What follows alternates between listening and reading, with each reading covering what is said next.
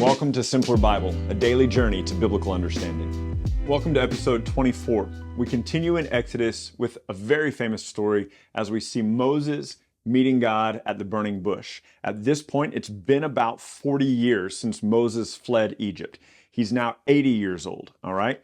Pick up with me in Exodus 3, verse 1. Now Moses was keeping the flock of his father-in-law, Jethro. Told you he was going to be called Jethro later.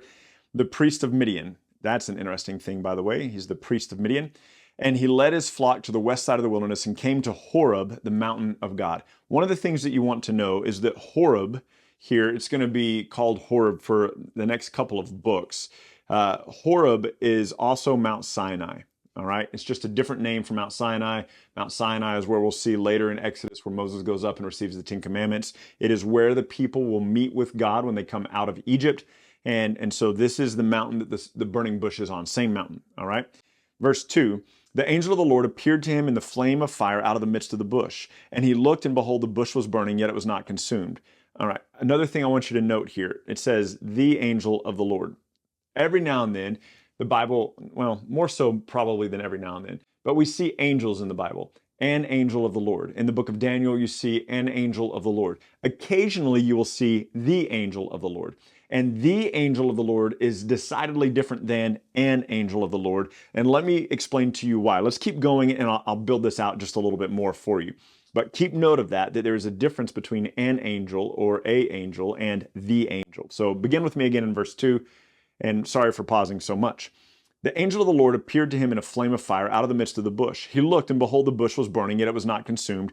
Moses said, I will turn aside and see this great sight, why the bush is not burned. When the Lord saw that he turned to see, God called to him out of the bush. Moses, Moses, he said, here I am. And then he said, do not come near, but take the sandals off your feet, for the place where you're standing is holy ground. And he said, I am the God of your father, the God of Abraham, Isaac, and Jacob. Oh my goodness, so much to unpack here. So a couple of things. The angel of the Lord, back in verse 2, appeared to him in the flame of fire, right? And then you go down a little bit further, and it says, when the Lord saw that he turned aside, God called to him out of the bush. So God and the angel of the Lord are synonymous there. And then it goes on to say, he said, do not come near, but take the sandals off your feet, for the place you're standing is holy ground. So this place, holy ground, also indicative of God. And then he said, I am the God of your father, the God of Abraham, Isaac, and Jacob. So one of the things that's unique about the angel of the Lord is that the angel of the Lord speaks for God, because it's a manifestation of God. This is not just an angel that's a created being. This isn't just an angel that Hebrews 1:14 says is a ministering spirit sent out to serve those who inherit salvation. This isn't someone who's just at the beck and call of God. This is a physical manifestation of God.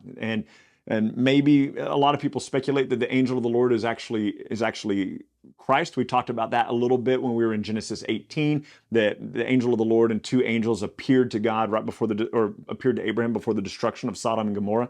And so the angel of the Lord is different than an angel, receives worship. Here's an interesting thing. In the book of Revelation, for example, John the Revelator is recording these things. Twice he goes to bow down and worship an angel, and twice the angel says, don't worship me. I'm a creature just like you are. I'm created just like you. Don't worship me. And so we see that twice, but the angel of the Lord receives worship, not only here, but even in Joshua chapter 5. So remember the angel of the Lord here, God the Lord spoke to Moses and said, take the sandals off your feet, for where you're standing is holy ground. Joshua, quite a bit of time later, as he is leading the people into the promised land, Joshua is confronted by the angel of the Lord again. And so that's going to be about 40 years from now. And in Joshua 5, the angel of the Lord comes to him, and Joshua says, whose side are you on? Are you on our side or our enemy's side? And the angel of the Lord says, I'm on neither side. He goes, I am the commander of the host of heaven. That's not an angel. That's the angel of the Lord. That is God. That's Christ, okay?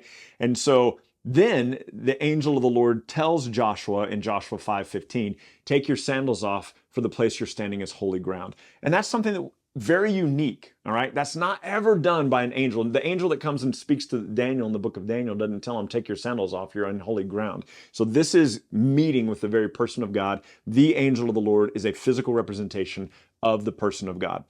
Now, a couple of other things. It says here, He said, I am the God of your father, the God of Abraham, Isaac, and Jacob. We're going to see this repeated a lot, Abraham, Isaac, and Jacob, the forefathers. But something I want you to consider when you read that, I want you to consider Mark 12, Luke 20, and also Matthew 22. In all three of these places, the Sadducees, who do not believe in the resurrection of the dead, the Sadducees don't believe in the resurrection of the dead. They don't believe in angels. They don't believe in spirits.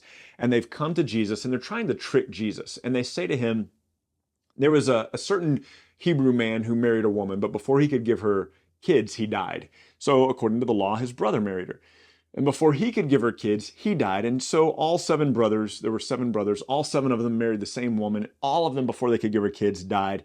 And they say, in the resurrection, whose wife will she be? They're trying to trick Jesus. And Jesus, in all 3 places, Matthew 22, more specifically in Mark 12 and Luke 20, I'll have the exact addresses for you in the notes. But in Mark 12 and in Luke 20, Jesus says, you neither know the scriptures nor the power of God. For God is not the God of the dead, but of the living. Have you not read about what God said to Moses in the passage of the burning bush? I am the God of Abraham and Isaac and Jacob. Therefore, he is not the God of the dead, but the God of the living.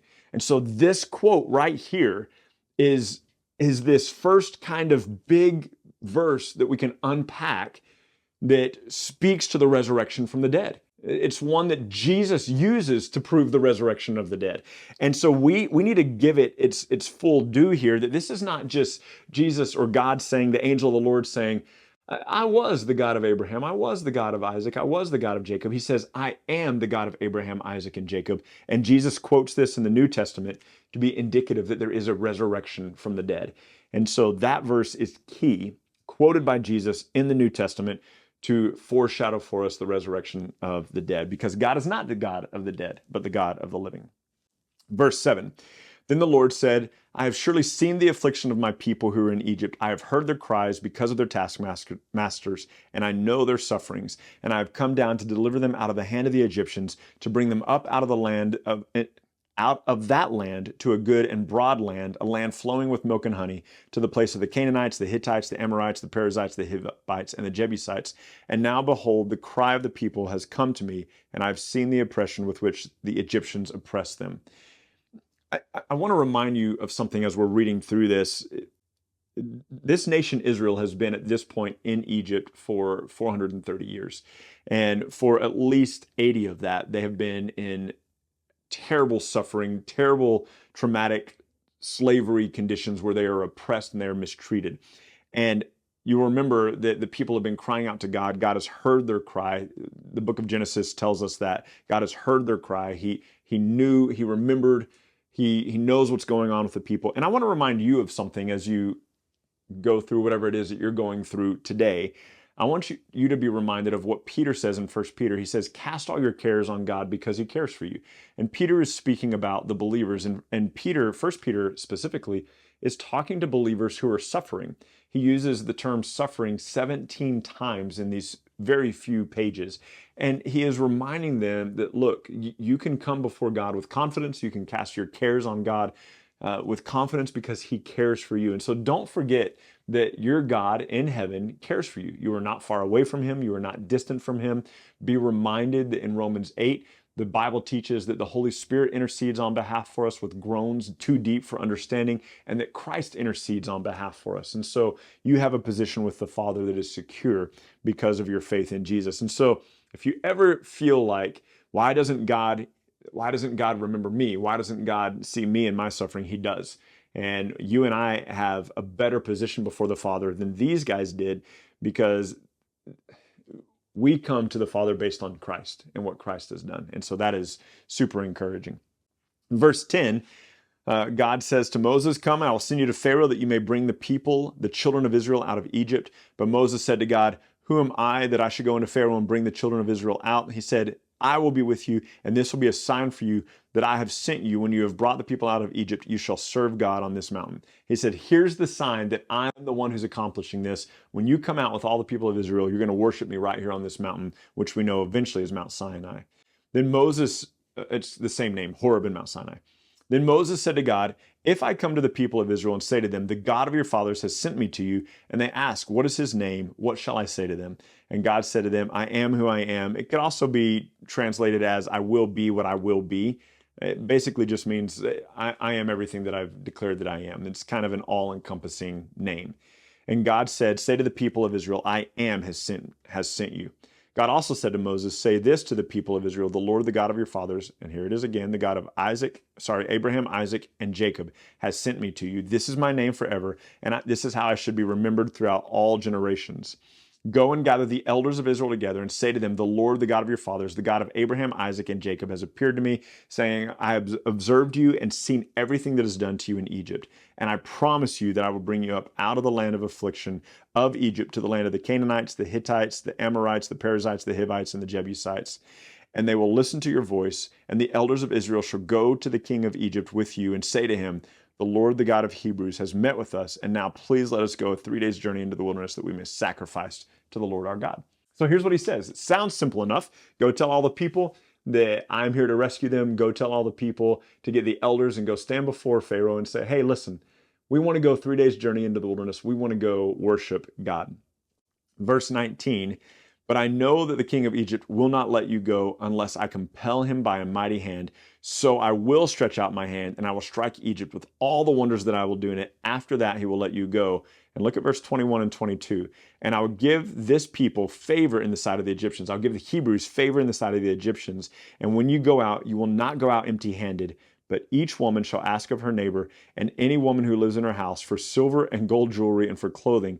And you shall put them on your sons and on your daughters, and thus you shall plunder the Egyptians. So God says, look, when I send you out, I want all the women to ask all the other women, hey, give us all your treasures, give us all your jewelry, give us all your clothes, and by this means you will plunder the Egyptians, which is already foretold for us in Genesis 15:14, when God says to Abraham, again, your people are going to go and live in a foreign land, there'll be slaves there, but when they come out, I will have them plunder the people that they have been serving. And so if you're curious, I like this. So back in Genesis 15, Abraham's about 85. So we're going to say 15 years until he has Isaac. And then we're going to say 60 years until Isaac has Esau and Jacob.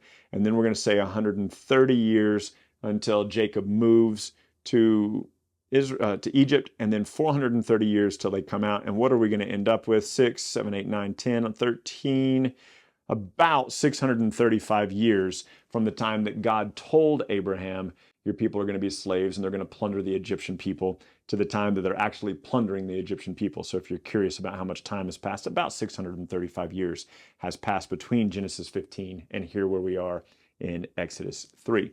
So God has introduced himself, has given his new name to Moses, has told Moses and foreshadowed to the rest of the Bible that he is the God of the living, not the dead. And he has made himself known to this, and it is awesome. And Moses has taken off the sandals of his feet. He has stood before the angel of the Lord. He has worshiped there, and God has made a promise to bring the people out to this mountain where they will worship him and where they will encounter God again, but on a much larger scale than just a burning bush. The whole mountain will look as though it's on fire when the people come back to this place. So join me tomorrow for episode 25 as we continue this conversation that Moses and the Lord are having here at the burning bush.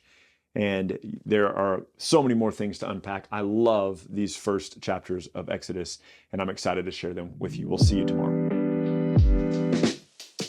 Thank you so much for journeying with us today at Simpler Bible. Together, you and I have looked at another passage of Scripture and come to know the Bible a little bit better and enjoy God more fully. This video, along with all of our videos, can be found at simplerbible.com, where you can enjoy our Through the Bible in a Year course. You can also enjoy a wealth of resources, blog posts that take you a little bit deeper into the text, a Bible study format that you can use with your small groups or your family, and we're creating new content all the time, all with the commitment to help us be people who know and enjoy God more fully. Thank you so much for being part of it, and we can't wait to see you next time.